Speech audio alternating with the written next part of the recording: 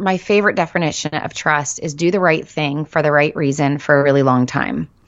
And I think as clients going in, we tend to give clinicians, one session. And that's the part that I'm trying to educate mental health professionals on, that you sometimes have 5 minutes to establish rapport with veterans and first responders. They need to know that you're a real person, that you can handle them, and that you're not going to be talking about yourself during a whole session.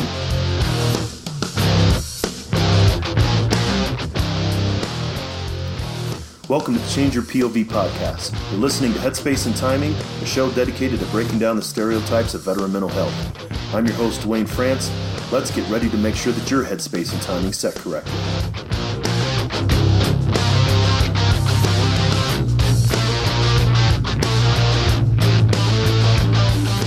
Hey everybody, welcome to Headspace and Timing.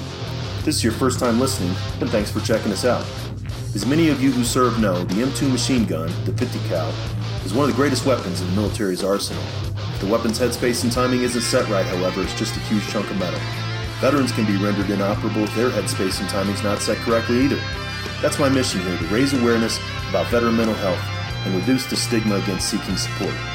Each week we'll talk about different aspects of veteran mental health and interview mental health professionals that are working with veterans, service members, and their families around the country.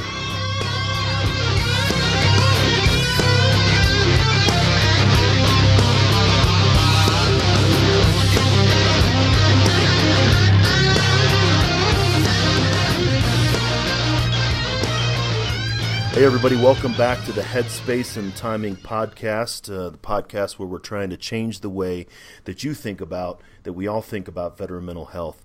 I'm pretty excited about today's guest. This is someone that has a lot of different things in common with me. She is a clinical mental health professional. She is also a podcaster. And as you know, all of the hosts of the Change Your POV podcast network are doing a month of the military podcast where we're highlighting different podcast hosts that are working in the veterans space. Veterans Day being in November. For many of us, most of us, Veterans Day is every day. And that's definitely the case for my next guest. So I would like to introduce the audience to Corie Weathers. Corie, welcome to the show. Thanks, Dwayne, for having me. I'm real excited. Yeah, I am as well. And So if you'd like to start off, maybe telling the audience a little bit about yourself. You've got so much going on, but if you can give us a synopsis. Yeah, so like you said, I'm a mental health professional, and I've been doing counseling or been in the mental health field for about 15, maybe 17 years now. Even back before Matt and I, before he decided that it was time for him to become a chaplain. And so I actually started off working with women's issues. I worked with women out of prison for about four and a half years. And about that time, Matt came and said that he felt that he wanted to become a chaplain in the Army, which was not really on our radar at all. And I have to tell everybody that I said no at first. For about a year and a half, I just didn't think he was serious about it. And that was a huge life change. And but sure enough, it's been his calling. It's what breathes life into him. And it's been an amazing ride ever since. And so, of course, my career took a wonderful turn towards doing more trauma work with veterans and military members. And then just over the course of us moving around from place to place, I've had just this really unique opportunity. A lot of spouses would say, it's really tough to have a career, and that is true. It's been tough for me as well. But one of the good things about it is that each assignment that we've gone to, a different group of people have kind of come in for counseling. And so I had a season that was all military spouses.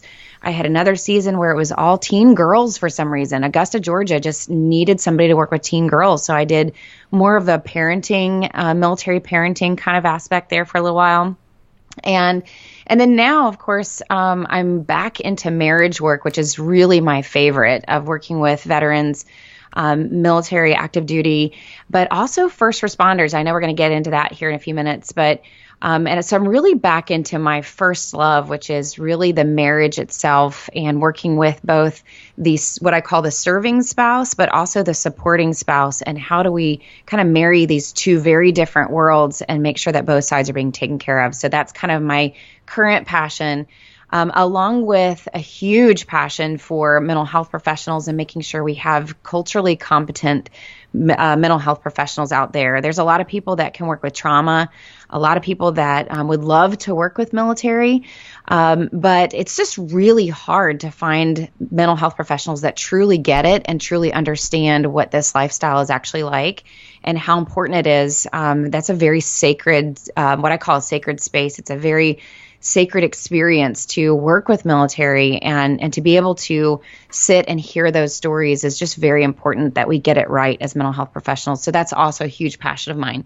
So as of now, I do a little bit, like you said, I have my own podcast that works towards marriages and speaks a lot towards marriages. And then I also work with the Chris Kyle Frog Foundation as a clinical consultant on their programming, making sure that they're doing things that really do make a huge difference in marriages. And so I do a lot of work with them as well on the marriage and the mental health side of things. So that's probably the best summary I can give you at this point. And I really appreciate that. And I, knowing a little bit more about you, was expecting and to hear a little bit more things like the book that you've written, or things like the 2015 Armed Forces Military Spouse of the Year. So I mean, it's overwhelming.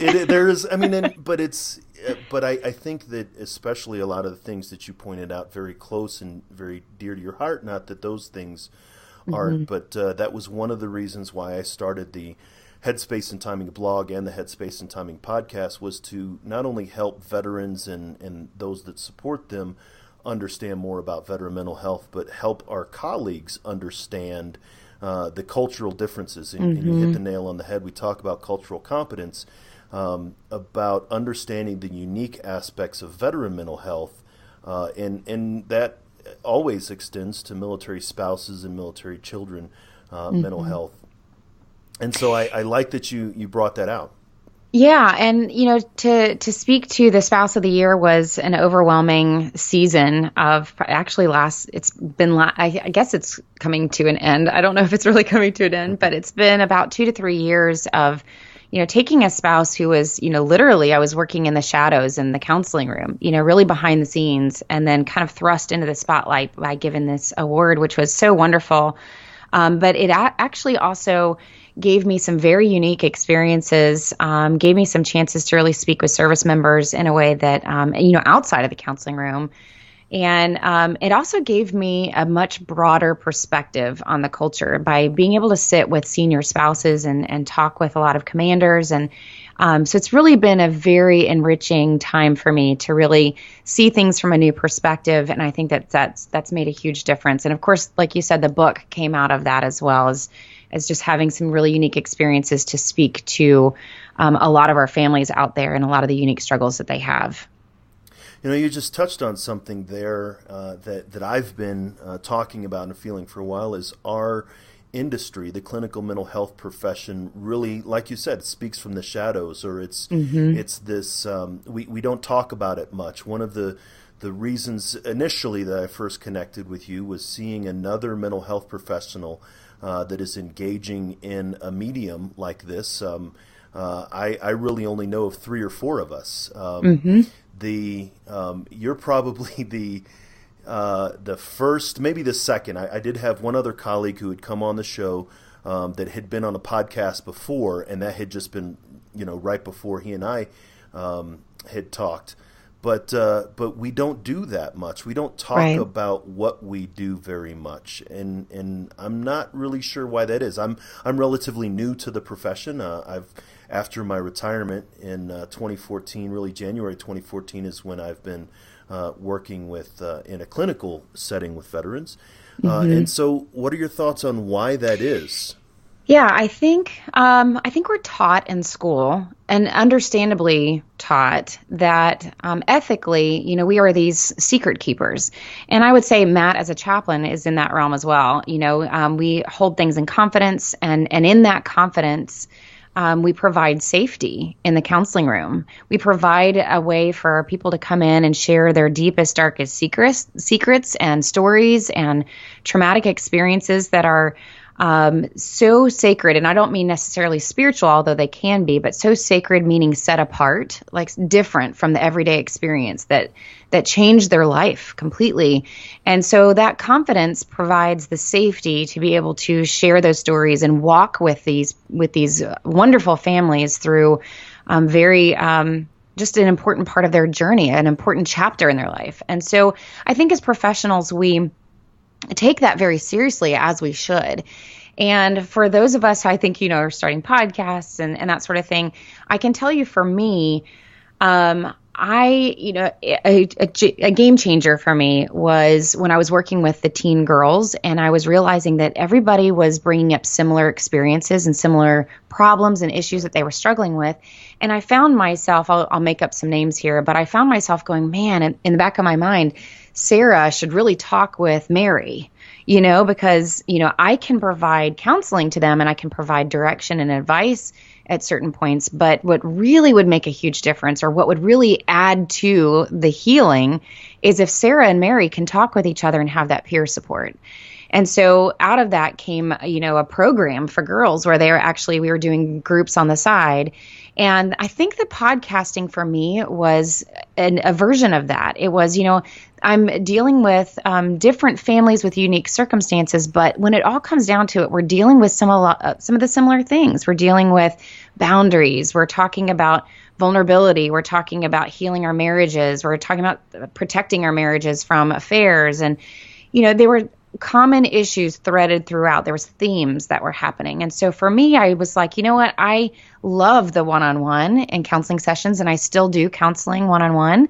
But I'm really enjoying taking this to the podcast space where we can start talking about these things out loud and not necessarily exposing individuals' issues. We can still hold those in confidence. But if we can start talking about the issues that everybody is struggling with, then I think it normalizes it a little bit. It brings some of these secrets that we want to keep that deep inside and hidden, that when we kind of expose them to the light and other people go, me too, me too, me too, then I think that that's another aspect of healing that happens. And so for me, starting the podcast and talking generally about these topics and kind of hitting a wider audience where other people can have that experience of going, wow, I'm not the only one that's struggling with that, I think begins the conversation for people to start getting help and finding that peer support or going to a counselor, and then things get better. So that's my philosophy, and I think it's awesome that we're starting to have these conversations out loud.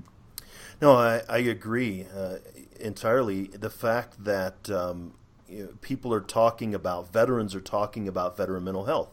And that's what I'm starting to see. There's becoming this national conversation, obviously around veteran suicides, but even the divorce rate and many of these different challenges that the people are starting to have a national conversation, but clinical mental health professionals like you and I are not involved in the conversation. Right. And so I think that the people talking are missing something very significant when they talk about mental health, but they don't necessarily know all the nuances and aspects of it. And so I really like how you bring that out and say that this is something that we can bring out of the shadows and talk about. I often say I want talking about veteran mental health to be as common as talking about the weather. Absolutely. And trying to figure out how to have those conversations. And so it's encouraging that you've been doing it a little bit longer, or a bit longer, a lot longer than I have. And interestingly enough, I had reached out and I started listening to your podcast, not knowing that you and I had a personal connection. That's right. Yeah, I recall I was driving to Denver and I was like, oh, this Corie, she has the podcast. I'm going to download this episode that talks about something about Fort Carson. Obviously, I'm still here at Fort Carson. And then that's when I realized that your husband, Matt, and man, his ears are going to be burning all morning.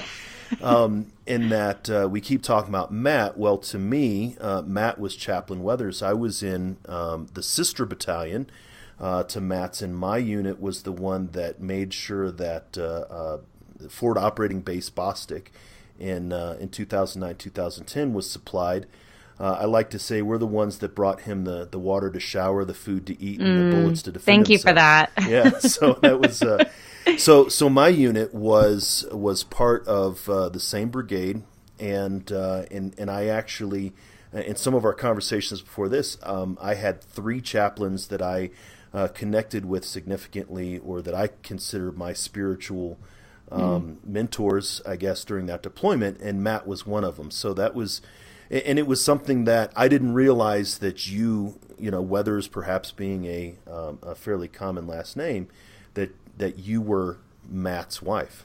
Mm-hmm. Yeah, and I have to tell you, when you reached out, we both were just like, oh, that's awesome. And, the longer that you're in, the more you realize that the world is a small place. And I think one of the great experiences for me as a military spouse during this whole thing is, I've often seen the service members find each other or say, oh, wow, like you just said, I was stationed here and I just kind of crossed paths even in a small way. And you get to see how much the military needs each other, even across branches. And that's something as spouses we don't get to experience. And so this last few years for me, that's kind of broadening assignment, if I can use that, for Army terms, but it has been a broadening assignment in that I get to experience those connections. And so I can picture in my mind, you guys crossing paths and having that time together. And I can now say from this end, having had the experience of even going over to Afghanistan, I can now go, I am so grateful for what you did and the part that you played, because you played a part in my husband's success too. And so it goes both ways. And no matter what that service member does, I even met service members that they change a tire on a plane. Well, that's a huge deal. We need those things to work right. So I'm just so thankful for what you did during that deployment, because it was a rough deployment, and your part mattered, and it mattered to Matt too. And so you reaching out was a sweet connection. Just put huge smiles on our face that night in particular of just going, oh, that's awesome. I'm seeing what you're doing and the difference that you're making. Matt was able to think back and see how that's evolved to this point. So we're excited for you. Yeah, maybe he could have clued me in if he saw before I did, because I didn't see. I mean, and at that point, I wasn't certain, I think, that I was going to be a clinical mental health professional. Definitely didn't see that I was going to be, using that to talk to veterans, either on the blog or the podcast. But that's really what you've done. And like we said, there's not that many mental health professionals that are, not even on social media, essentially, but just really getting the message out about veteran mental health. It's always been this kind of taboo subject that we just really don't talk about. I refer to it as everybody think it's the shed in the back. Right. And for sometimes it really was. If you're going through the redeployment processing, that if you had to go to mental health, they gave you this purple folder or this kind of sticker that just set you apart from somebody. And you literally, at Fort Carson, we had to go to some metal building, outside the back. And it was just this stigmatizing, a separate thing, whereas it's really the foundational part of any measure of success. What I've seen for veterans, and from what I gather that you've seen for the military family. Yeah, I would agree with that completely. And it makes me so sad that it has to be so difficult. I think the conversation is starting to change a little bit. I think it's become such a buzz concept in some ways, even in DC, that I think the conversation is definitely changing. And there's some definite loopholes that service members and veterans can find to get the help that they need if they feel like it is going to put a sticker on their file or it's going to cause a ripple effect or something. There are some loopholes that we're finding that will help everybody get the help that they need. But you're right, it should be an everyday conversation, much like us going and getting a physical wellness checkup. There's nothing wrong. In fact, my husband is a chaplain. He has a counseling background. I'm obviously a licensed professional counselor, and we go and get checkups. Every assignment that we have, we find a new clinician. And, I struggle through the same process of trying to find somebody that's culturally competent. And if I can't, then I kind of consider it my job to help them become culturally competent. But I'm going to get that checkup that I need and that we need in our marriage, and trying to make this a little bit more of a normal process. So, and you've talked about that a couple times about being culturally competent and the unique aspects of veteran mental health. How do you see that? How do you see us developing that? A lot of veterans and military spouses say, I go to this person and I have to maybe pull a dictionary out of my pocket or try to be able to explain, just the different changes. And so what would you say to veterans who are looking for somebody that understands that? They say, well, I can only go to a combat veteran, or I can only go to somebody who served. Yeah, this is a two-way conversation, I think. There is, for the veteran out there that is wanting to go find somebody that's culturally competent, I think that, number one, we can do some work on the back end of what does it look like to find somebody culturally competent, knowing that you're not going to find the perfect person, because it doesn't exist. There is no perfect person. Right.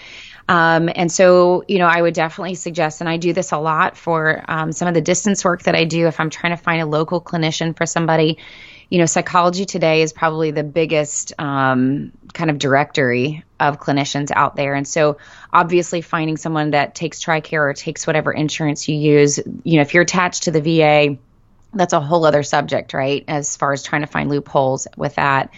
But, being able to go online or go to their websites and do a search, and, if they, you might find somebody that actually says on their website or in their profile that they work with military or first responders, and that's obviously a bonus if you can find somebody that says actively that they're doing that. But if they don't, and a majority of them don't say that, finding somebody that specializes in trauma, and you can find that's easily found if you look for things like if they're certified in EMDR, which is a treatment that is very well known right now for making huge successes in PTSD and the symptoms of PTSD. Yes, I still put the D on the end. And so there's EMDR, and finding somebody who has some certifications in prolonged exposure or cognitive processing therapy. Those are a few things that I would look for that will kind of give you a good sign that that person is at least comfortable in working with trauma if you have trauma in your background. But I think this is a two-way conversation, because I think that we as clients, if I'm going to see a counselor or if a veteran's going to see a counselor, I think that we have to be patient, because everybody is human and they're flawed and they're not going to be perfect. And if we're walking in there hoping to find the perfect person, we're going to be disappointed every time. And so when I say that, it's partially my job to educate them, then that means I need to have a little bit more patience and not necessarily, or at least be aware of the fact that I'm using as many acronyms as I'm using, I want to invite them to ask me questions if they don't understand, if I'm speaking something that's branch specific, or something that doesn't make sense to them, that this needs to be a conversation, and that you can do a wonderful part in educating them, and that they can be competent enough in their field to still help you. Because I don't want this to sound like if they're not culturally competent, then don't go see somebody and don't get the help, because I'm afraid that you would never go find the help and you would find yourself frustrated. So I think as a veteran going in, be patient and find somebody who is at least competent to work with the issues that you're bringing to the table. That's more important than anything else. And there's a kind of, it's not an argument, but there's a discussion going on in the mental health field that if you are trained and competent to work with the issues, you should be able to work with anybody. And I definitely believe that that's true. But of course, there is the other side of mental health professionals doing their due diligence to, as bonus, making sure that they can be aware of some basic things that are very important in working with this culture. Does that make sense? No, it does. Absolutely. I mean, a couple of things. There is not going to be anyone who is a perfect fit.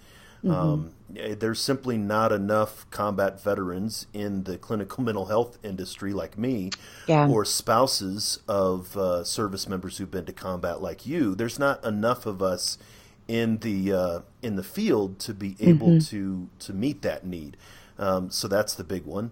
The other thing, and I've had clients that maybe the whole senior NCO thing isn't working for them as a therapist. Maybe that was some of their problem, maybe, or challenges that they experienced in the military. And so where just because they're a soldier, just because they're a service member, maybe they want to work with somebody who doesn't have that background. Right.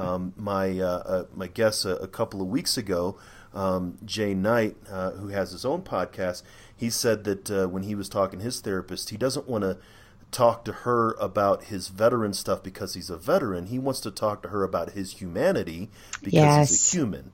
And really having that shift of, this is one aspect of my identity, but I need to be able to talk to you because, essentially what Jay said was about my humanity, not about my veteran identity. Absolutely. And I think that is so crucial. And that's why I would definitely err on the side of find someone that's a good fit for you, personality-wise, and the issues that you're bringing in is more important than anything else. The things that I'm doing on the side to train up culturally competent professionals is really coming at less of the angle of making sure that they are competent in the issues, because I think most of them are. Right. Most of them have been working with trauma or family dynamics or marriage issues or depression or whatever it is that they specialize in. They don't so much need help in that as much as they just need help in understanding the culture. And I'm not necessarily meaning all the acronyms and the branches. I'm talking about the personality of the culture that's important. And I think those are the things that they're not getting training for or schooling in their education.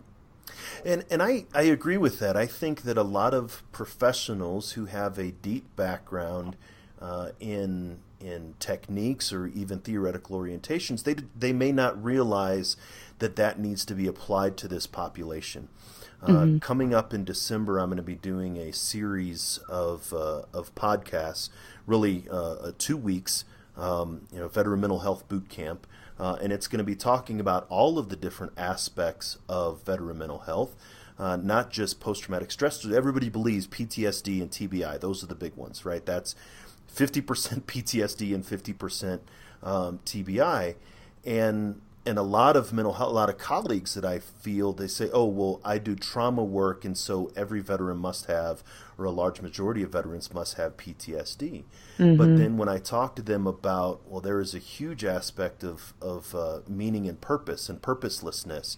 Well, we have this entire thing called existential psychology that really speaks to that kind of challenge, that kind of discomfort. You mentioned family systems.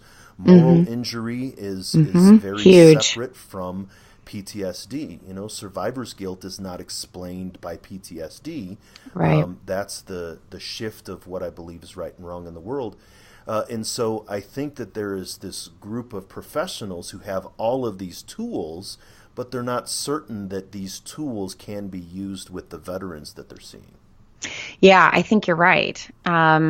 And that's why this stigma of going to get help, I myself, and this is a good reminder to me, as I'm, my niche is working on this cultural competency piece, that I make sure that I'm also saying what you're saying, which is that really the most important thing is that you have a chance to go get help.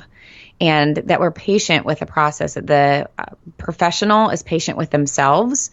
One of my favorite things to do, because every client that we see is going to be different from us. It's a learning, it's a curiosity that needs to happen. There are cultural differences, there are family dynamic differences, there are personality differences. Every client is going to be different from you. And my job as a professional is to be curious about your world, to ask good questions.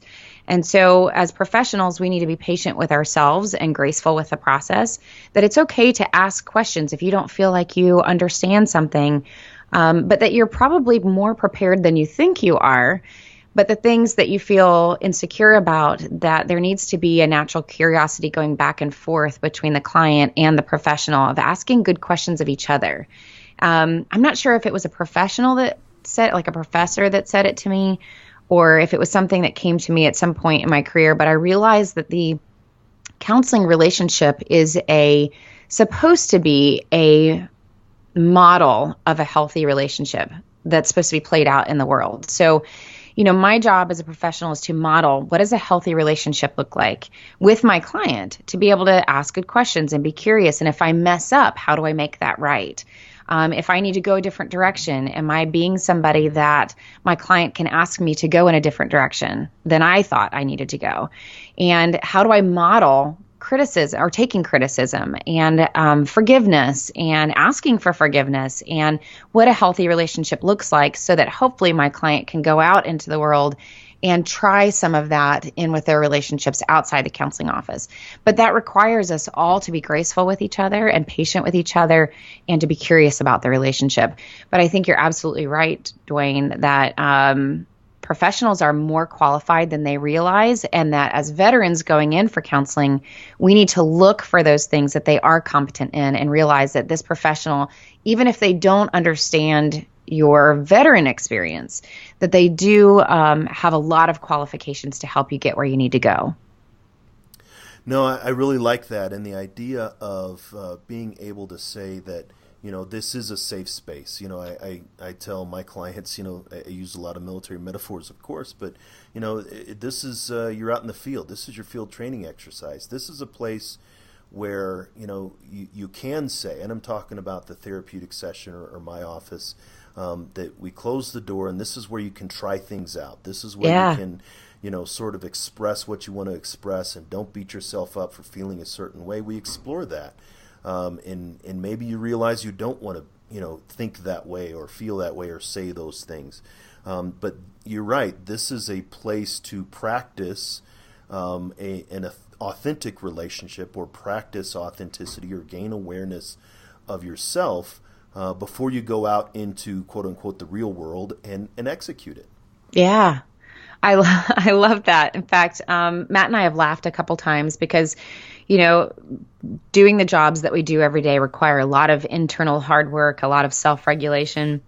I think there's a lot of people out there that, to go out into the world and have a mature relationship in your marriage, or to go to work every day and hold back rage or hold back frustration and try to be professional.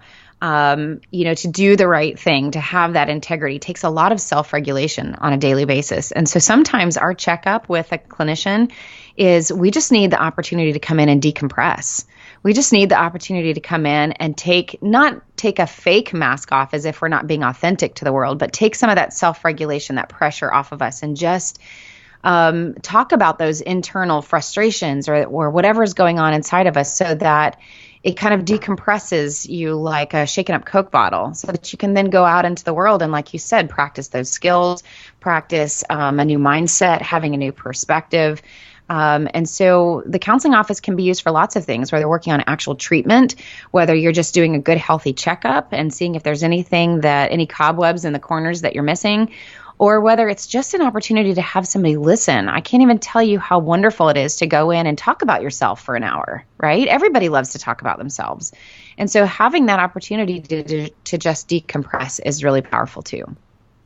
And it's interesting, and I hear what you're saying as far as being able to get in there and have this, that it is a safe place, but that requires a level of trust. And I don't know that we, maybe as mental health professionals, do a very good job at explaining how beneficial that can be or how safe it really is. I hear veterans, if I start talking about the things that bother me, then I'm always going to be stirred up, or I'm never going to stop crying. I've heard you talk on your podcast about how spaces, if I really start saying how I really feel, I'm not going to be able to stop talking about how I really feel about this situation, or the deployment of the military, or what have you. But how do we establish faith in that trust that we can really help them through this? You mean as mental health professionals? Sure. Yeah. I think a part of it is communication with your client. I try to always, as a professional, set the tone for what the relationship looks like. So if I am going to ask that veteran to go into their story, or if it's just time for us to work on it and we've been avoiding it for a long time, I will always, trust, my favorite definition of trust is do the right thing for the right reason for a really long time. And I think as clients going in, we tend to give clinicians, one session. And that's the part that I'm trying to educate mental health professionals on, that you sometimes have 5 minutes to establish rapport with veterans and first responders. They need to know that you're a real person, that you can handle them, and that you're not going to be talking about yourself during a whole session. So that's one of the things I'm doing there on the side for mental health professionals. But it takes more than one session to develop that trust.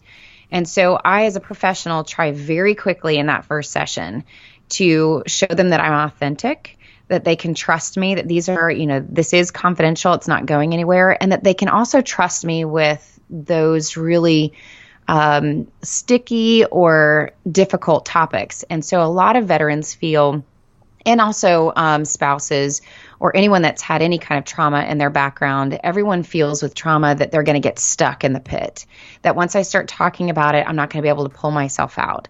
And so what I usually tell them is, hey, today we're going to talk about it from a high level perspective. We're not going to go into the details. We're not going to go into the weeds. And that kind of, I think, builds trust with them. They realize, okay, I don't have to be afraid of that she's not going to ask me to go that deep today. And so that helps, I think. And then, of course, I need to do what I said I was going to do. If they start going into the details, which can happen very easily, I pull them back out and say, hey, let's not do the details today. Let's go back to the high level outline of what it is that we were going to talk about. Because that's what we said we would do. And I said that I would keep you from kind of going into that pit today. So that kind of shows that I have the integrity to do what I said I was going to do. But then there's those days that it is time to go into those details. And so I try to set that up also to say, hey, we are going to go into those details, but here's the plan. We're going to go into the details, but I promise you I'm going to start pulling you out about, when we have about 20 minutes left of our session, I'm going to start pulling you out because I'm not going to let you leave the office or leave the session stuck there. So how about this? I'm going to promise you that I'm going to make sure that you're out of that pit before we end the session today. And then I need to do what I said we would do.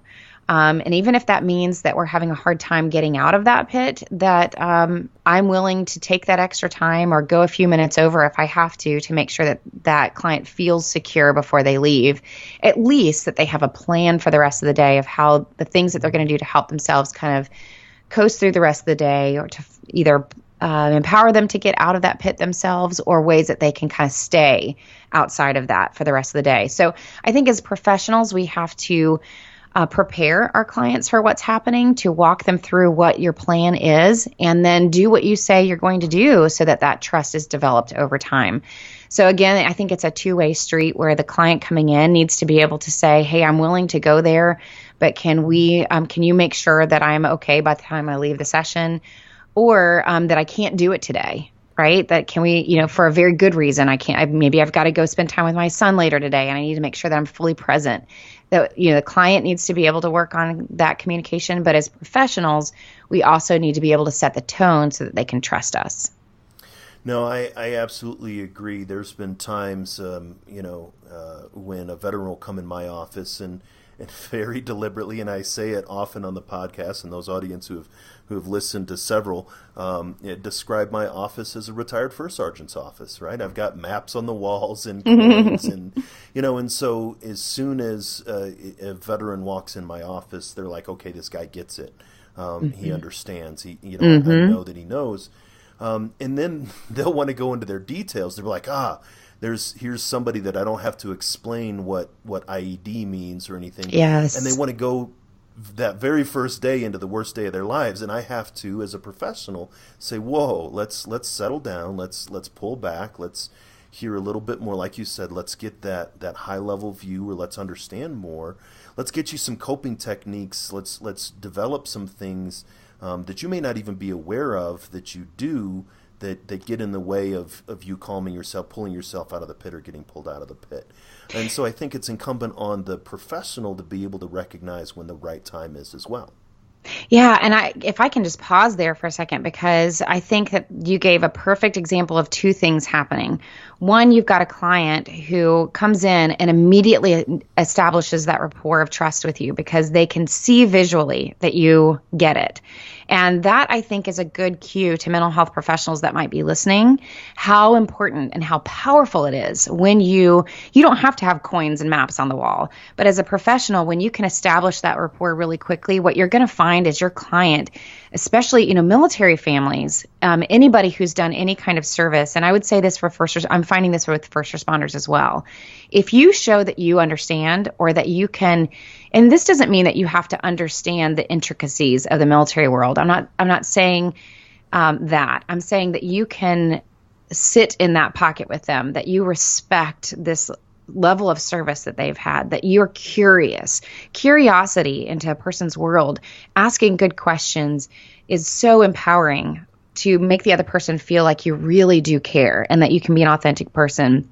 And so I think that your example shows mental health professionals how powerful it can be when you establish that rapport very quickly, that they are desperate to be understood, to be respected, and to feel like it's a safe place for them to really start talking about those details and know that it's a safe place to do so and that you get it.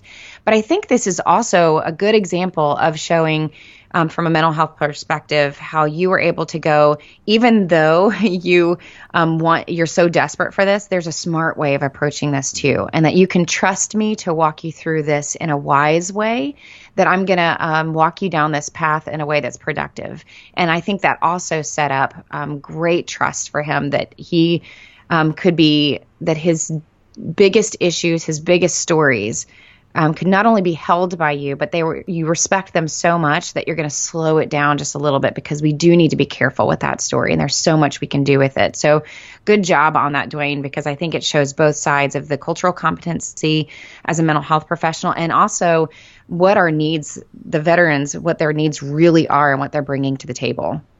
Well, and I appreciate that you highlighted that. Really to be able to show the difference between, yes, I have the experience and you have the experience as a military spouse. We're sort of like super peers in our in our perspective niche, because we have that lived experience, but we also have the clinical training to be able to use that experience in a more clinical way, I guess, if I can think of another. But two guys sitting down, talking about this on the anniversary of something that happened, wouldn't have the ability to say, hey, let's back off and let's talk about, how anger feels right now physically. How in tune are you with your emotions and how they physically impact you? Or did you notice that when you said this word, you closed your eyes, and so that sort of peer-to-peer interaction isn't always informed by really clinical training. Yeah, absolutely. I mean, that's why we love this career field, right? Because every hour, every session that we have with different clients and different human beings, it's a new, that's why I love it, at least. It's like a puzzle every time. And so I love finding those little details of closing their eyes on that word and, hey, let's pause for a second here. Or I love the organic process of, like you said, if it's an anniversary date, no amount of my clinical slowing you down or teaching you a skill that day is going to work. On an anniversary date, it is what it is sometimes, and it may be all you need from me is to let you have an anniversary date and let you be wherever you need to be on this anniversary date and help you have a plan for the rest of the day. That the rest of the world may not understand it's an anniversary date and may not give you that space. So that's one of the things I love about this field, is that it's different in every session with every human being that we encounter. And to me, the military and the combat experience is often seeing the worst of humanity. In fact, any trauma, regardless of military experience, any trauma is usually seeing the worst of what humanity can offer. And so to me, I see it as my job as a clinician is to somehow do the best that I can to show you what the best of humanity looks like. And hopefully that will counterbalance over time the experiences of the worst of humanity. So that's kind of my own personal mission statement. And I really like that, because it talks about how important balance is. Obviously, I talk about balance. Balancing physical, not doing too much, not doing enough, emotional, and everything else. There's these paradoxes that veterans and military families, I think specifically, are struggling with. They want people to know what they're experiencing without having to tell them that. They desperately want people to hear their story. Like you said, I really want this to get out. And at the same time, nobody is going to drag this out of me, because if they do, they're going to know the real me and all these different things. And so both of these things are stuck in imbalance. And if we as professionals can somehow remove some of the barriers on the telling the story side. It's not as challenging as you think. It's not as damaging as you think. Then the I want to tell the story part is going to become more important to them. Yeah. And, Dwayne, the experience that I had in going overseas, I know you were talking with me before we got started about how you really identified with when I went to FOB Fenty because you were there. And, that was a coincidence that I got to go to FOB Fenty. The Secretary of Defense put it on their schedule, and I obviously am not part of planning the Secretary of Defense's schedule for when he goes overseas. And it just so happened that we were going to Fenty, which is where you were, which is Matt was there here and there. But, as you explained earlier, Fenty supported Bostic, which is where my husband was. And there was a huge aha moment that I had there at FOB Fenty, because me going there and realizing how many, there was a memorial right there that you're very familiar with that has a list of our soldiers that we lost during that deployment. And I had an intimate connection with having to serve those Gold Star widows. And so those names on that memorial were triggering such an emotional response for me. Not just that here I was where my husband, was where I had never been able to picture. He had shared so many of his stories of walking on the gravel and the 10-foot cement walls and trying to give me as many details as possible to paint a picture in my mind. And as a spouse, I realized no matter how many details he gave me, the picture in my mind was still a picture that I had conjured. It wasn't the accurate picture. And I did the best that I could as a spouse, or even if you want to come at this from a clinical perspective as a professional, to really empathize and have that picture in my mind. There's not enough details that will ever make it where that experience is a shared experience, where as if I was actually there. So when I did actually get to go there, I had such an emotional reaction of not only seeing the names on the memorial, of being where my husband had been, but also seeing the mountains where we had lost so many of our guys in those mountains. It just was a multi-sensory experience that emotionally I was a wreck. Helicopters are beating, and the blades are beating in the distance, which was that's one of Matt's things. It takes him right back to Afghanistan when he hears those helicopter blades. Right. And so I'm now hearing those helicopter blades, and I'm walking on the gravel, and I'm walking into those bee huts that he had been trying to explain to me what a bee hut was, So at this point, I'm overwhelmed with emotion. I cannot hold it in.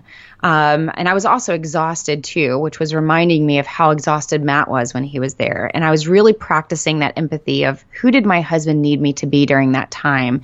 What did I not understand? And so all of this from a sensory perspective was overloading me. And I at one point was in a room with the Secretary of Defense's speechwriter and the press, the guy that's in charge of the press, which I was labeled press at the time. And I lost it. Emotionally, it just came out. I could not hold it back anymore. I was thinking about how many people had lost their husbands there, and why was I there and not them? It just was emotional. And I had this aha moment because they gave me this look like, uh-oh, what do I do with you? Here's this lady and she's crying, and I don't know why she's crying, but she's obviously emotional because she's the military spouse that's come along for the trip, and she's having an emotional reaction. I don't really know what to do with her right now. Do I hug her? Do I talk to her? Do I stay here and be silent? And it hit me that this is what a lot of veterans feel when they're trying to share their story. Exactly. That the person who is on the receiving end doesn't know what to do. And that made me weep even more. Then I was like, oh my gosh, I get it. And what I realized in that moment that what I really needed was just permission. I needed permission to be broken. I needed permission to lose it. And it's okay that you don't understand me right now. I mean, I would love for you to understand. I would love for you to put your, maybe not put their arm around me, but I just needed them to give me the permission. And if they did understand, to just say, I get it. But I didn't need them to do anything else other than that. But I definitely didn't need them to look at me like I was broken and that they didn't know what to do. And so that was a huge aha moment for me, for mental health professionals, as a wife, and even as a person who has, now my own story, that became a sacred space for me. It's part of my story. That's a very life-changing experience for me.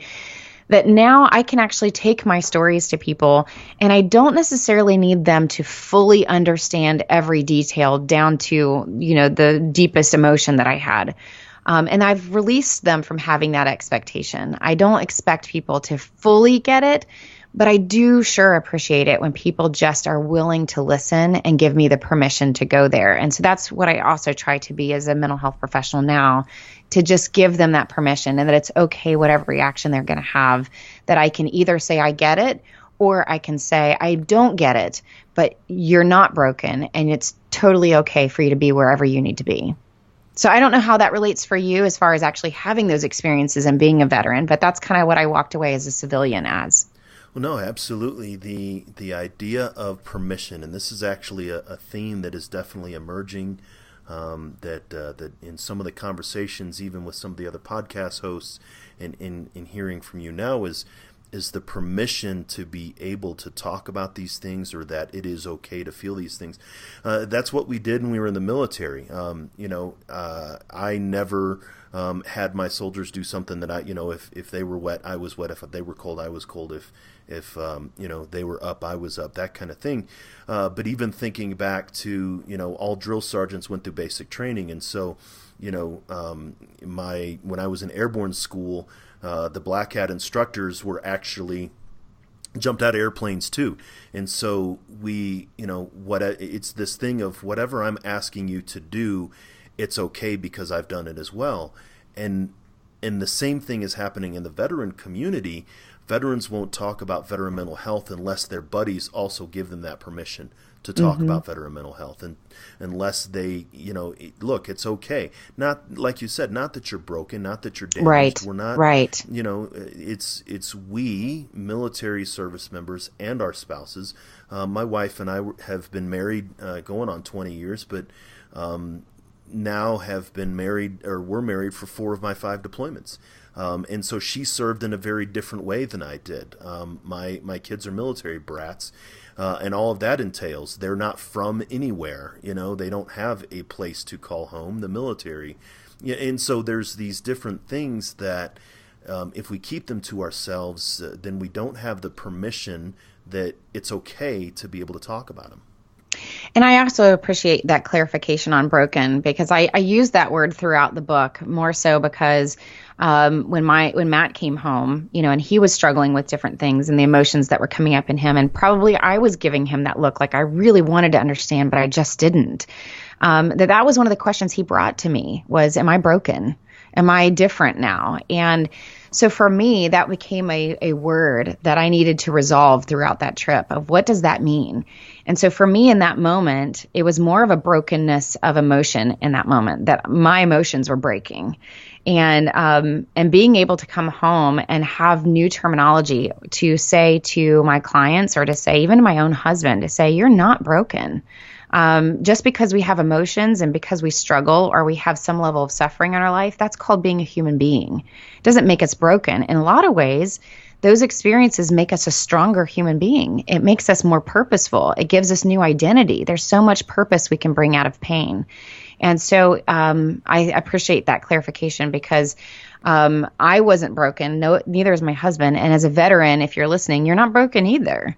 It's called experiencing life, and life is difficult. And war makes it even more difficult, because then like you said earlier, we're wrestling with good versus evil. We're wrestling with morals and so many other aspects that a professional can help you walk through and start to smooth those out just a little bit more and bring new purpose and identity to your life.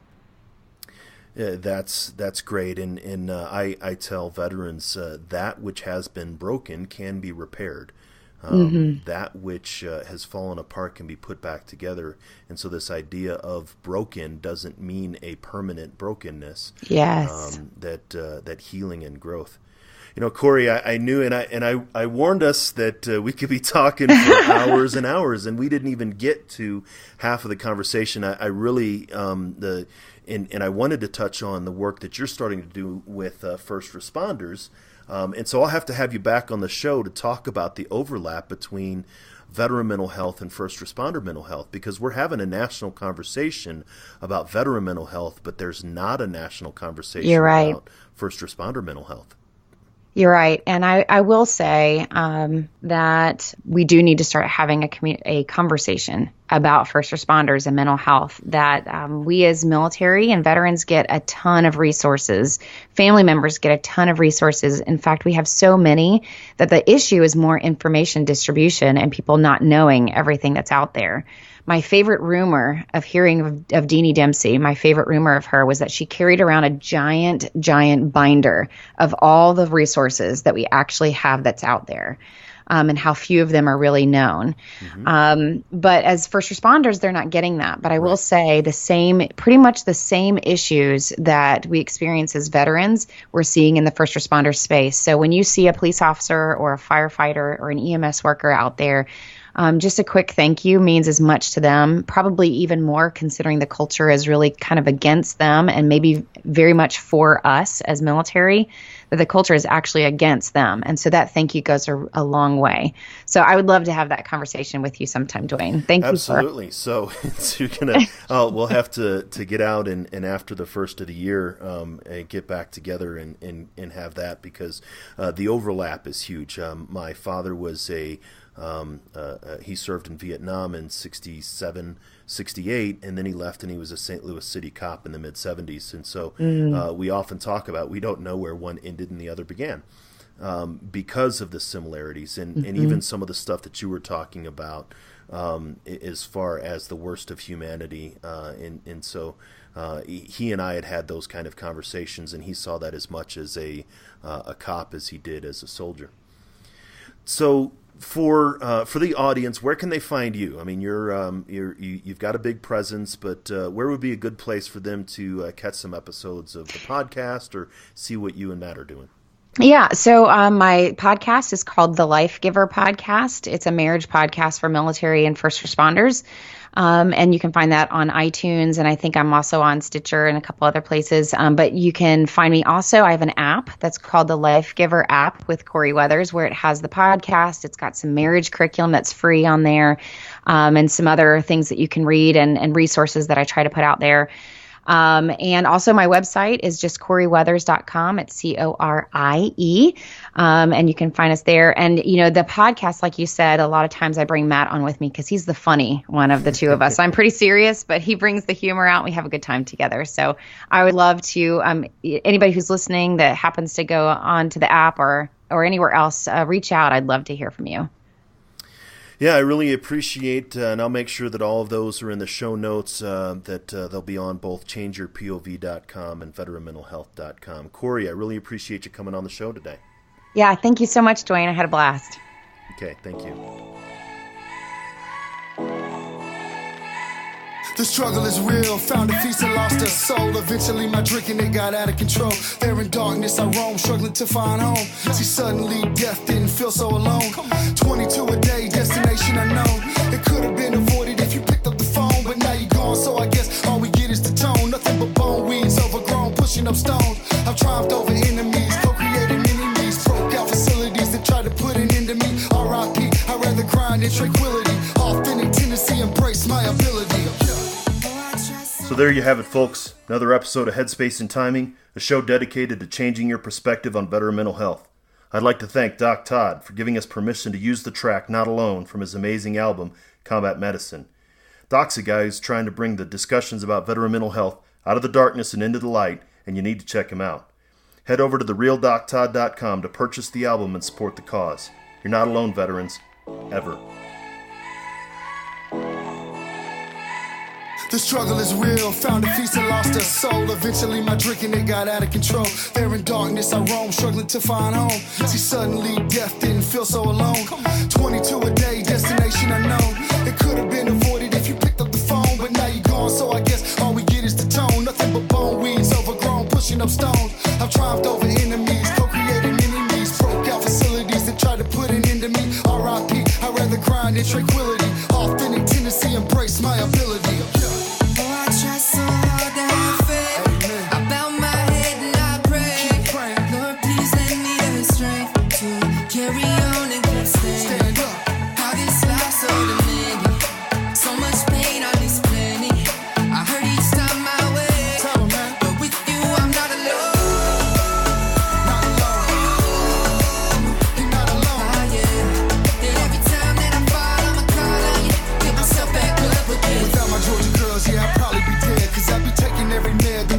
they said. Gave every shred, every last thread of my identity. Conquer my fragility, eliminate the enemy. Deliver me, God, from temptation. Tell me that this life is just a matrix. Need a facelift, back to basics. Vision Lasix, I only feel alive when I hear the bass kick. Oh, I try so hard to have faith. I bow my head and I pray. Lord, please lend me the strength to carry on and keep standing. How this life so demanding. So much pain, I need plenty. I hurt each time my way, but with you I'm not alone. Not alone. You're not alone. Oh yeah. And every time that I fall, I'ma call on you, pick myself back up again. Yeah, just pick up the phone, you're not alone. Just pick up the phone, you're not alone, man. Just pick up the phone, you're not alone. Yeah, pick up the phone, I'm right here. And I love you guys. Take those bottles out, dog, and pour them in the sink. Take the needles out your arm and the gun away from your forehead. It's time, man, you've been through enough pain, stand up. It's time to stand back up. All my veterans, man, Army, Marine Corps, Navy, Air Force, Coast Guard. Get up, you know.